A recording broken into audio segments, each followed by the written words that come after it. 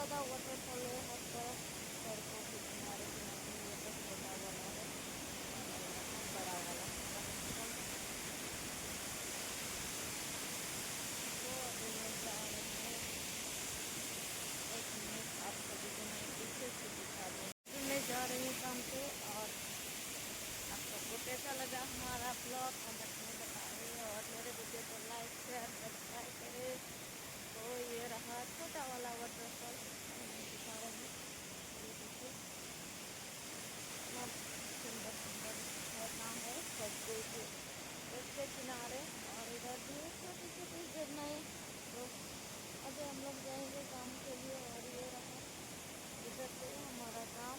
तो सारे लोग आ चुके हैं, तो अभी मैं भी जा रही हूँ। तो अभी आज सुबह से बहुत ज़्यादा बारिश हुई थी, अभी तो नहीं है बारिश क्योंकि सुबह में बहुत बढ़ गई थी बारिश। तो अभी मैं तो अभी 1 भी बज चुका है, 1 घंटे का लंच टाइम होता है। तो अभी लंच टाइम ख़त्म हो गया तो आ गई मैं काम के लिए।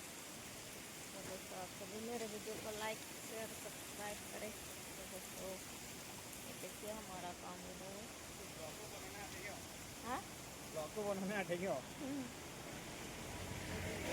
इधर हम लोगों ने अपना बना के रेडी कर दिया है और उधर जाएंगे, वहाँ से उधर डालना है।